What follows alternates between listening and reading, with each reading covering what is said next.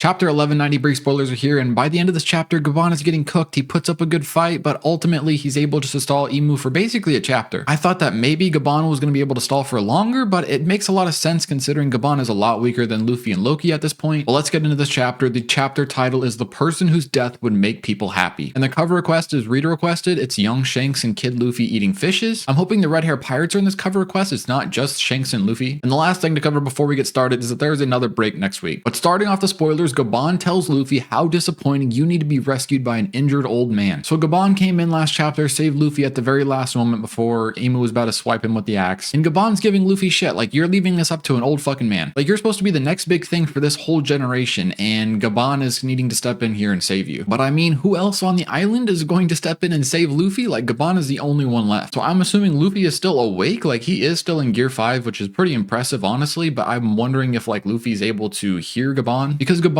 continues talking. He says the Pirate King is someone whose death would make people happy because everyone wants to sit on that throne. If you want to become the Pirate King while living happily and comfortably, then go back home. So basically he's saying, Luffy, quit fucking around. If you want to laugh and do all this dumb shit in Gear 5, then you need to just sit your ass at home because you're not going to become the Pirate King. This is very similar to what I think Zoro said on Punk Hazard when he was giving Luffy shit for just fucking around with Caesar. And Luffy's been fucking around for like the longest time. Since Kaido, he hasn't fought anyone on Kaido's level or even near it, really. Like, Kizaru was Luffy's biggest test, and Kizaru wasn't even fucking trying in that fight, so really Luffy has just been having a sweet ass time so far. And even in this fight against Emu, he's pulling out this random genie form that does fuck all. He's just messing around. So this is the real eye-opening situation where it's like, dude, you need to actually grow still past Kaido. Like, there are still levels to this shit, so that maybe this is pointing to an Enies Lobby 2.0. I just made that video a couple days ago, and maybe this is Oda saying to us, like, you know, Luffy still needs to grow a considerable amount. So I'm hoping that Luffy just doesn't get a power up in next chapter and come in and fight Emu out of nowhere, because I just feel like Luffy needs more time to sit with this. But then after saying this, Gaban throws Luffy far away and starts fighting Emu. So I don't know when Gaban got the swords out of Luffy. I'm assuming he's doing that in this chapter. Maybe it was at the end of last chapter when he saved Luffy, he like freed him from the tree. But he's grabbing Luffy and he's just fucking chucking him. I'm assuming he's like launching him out of the way. And now he's starting to fight Emu. This is literally just Yamato 2.0. I'm gonna stall you till Luffy comes back, or until Loki comes back, because Loki's getting healed by Gerd off screen right now. And Luffy's taking a lot of damage, so it's like Gaban comes in here knowing that he's gonna have to stall for like a long time, and he really doesn't, because Emu draws out a Japanese sword called the Bone Eater and fights Gaban. So Emu's pulling out another, you know, broken ass sword, just yet another fucking broken sword out of their back. And what's interesting to me is that this is like a Japanese sword, and Bone Eater to me really just seems like Nusjuro House's sword. Like, is the Bone Eater the Nusjuro House family sword? You know, if it's a Japanese sword, Nusjuro kind of seems Wano themed, and that's kind of like a Japanese country. And Bone Eater to me, I mean, Nusjuro is literally a fucking skeleton horse, so maybe they're kind of tied to each other. Like, why does he get this horse form? I've even played around with the thought that like the Bone Eater sword is what's making Nusjuro become this hybrid, you know, yokai form. Like, inside of each of the swords is a yokai, and that's what's giving it its power, and that's what ultimately like gives them their form. But I don't know if I can go that far just yet. It's just an idea that I had. So I'm assuming Gaban is using this technique to counter the bone sword. He uses a new technique to destroy the ground and causing them to fall into the underworld. So I think that this is Gaban just trying to get Emu away, like get some space between Emu and Luffy, because I think Gaban probably at this point can sense that he's not doing shit to Emu and that Emu is just way too powerful. So Gaban's just like, all right, I gotta get Emu just as far away as possible. And Gaban's used to falling to the underworld, so I don't know like how they're surviving this, because that was a whole thing, was like, oh, you can't survive the fall to the underworld. I'm assuming he's fine, but this must be a new technique. I'm thinking that this is a new technique similar to the one he uses on Sommers here in this picture. The names to me seem pretty similar, and I think it was like a musical sound-based attack or something like that, like a musical instrument type attack. So I'm assuming that that's what this one is too. But down in the underworld, I'm assuming the final scene where Gaban is lying on the ground with his left arm cut off below the elbow. So basically like his forearm is cut off. We're seeing that he's just,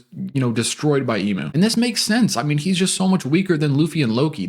He did a lot, honestly. Like, he was able to do more than Luffy did. The fact that he was able to fight against one of Emu's busted ass swords and then get Emu out of that, you know, area, it's pretty impressive from Gaban, honestly, at his age. I'm wondering if this is a scene like when Rox just shit on Garling, like he just got completely off screen and we just come back to Emu and Gaban and they're just packed up. I'm really hoping that this fucking scene with Gaban doesn't just get rewrote and his arm's able to be be retouched because Emu's, cut was so clean. Like, that's really fucking lame, honestly. Like, I want there to be a consequence to fighting Emu. Emu needs to be scary. I don't want his arm just to be reattached and it just all be for nothing and forgotten. That's just lame as fuck to me. And the last spoiler for today is that Luffy is in shock when he sees Gaban injured at the end of the chapter. So I don't know how the fuck Luffy can see this. If he's looking from like down from the top of the branch, he's able to see all the way into the underworld and see that Gaban is, cut. Or maybe he's using like observation hockey. He's able to sense that Gaban just got packed up. But Luffy's able to sense that and he's conscious. So I don't know, maybe he's still in gear 5. He's just like healing right now, which this is very impressive. The fact that like Luffy is still reacting, he's still like awake. I'm really hoping Luffy doesn't come back next chapter in gear 6 because he's pissed off and then he starts beating Emu's ass. Like, that would just suck to me. And now that Gaban is packed up, like, who is going to stop Emu? Like, one chapter isn't enough for Loki to be healed up and then come back into the fight. And I don't think Oda's gonna have Luffy suddenly just power up and then go fight Emu again. So really, like, who is going to stop Emu at this point? And the way that Gaban was talking in this chapter about how Luffy still needs to grow and he stopped fucking around, it really feels like an Enies Lobby 2.0 could be happening right now. Like, Emu just beat Gaban. Emu has no one else to stand in and fight. Everyone is down and it seems like Oda's really hammering in this, we need to grow phase. So maybe Emu wraps everything up. I know there's other things that are covered in this chapter like Zoro and Summers. I think we're going to some of those groups in this chapter as well. So we can see how those fights are developing and see how everything's wrapping up. Maybe we're finishing this arc sooner than you think. But I don't know, the fact that Gaban lasted one chapter, I just don't think that's enough. Like, how is one chapter enough for these guys to heal on the sidelines? I don't know. We're gonna have to wait and see what the full chapter brings, but that's all I got for today's video. Like and subscribe if you enjoyed. That's all I got for today. See ya.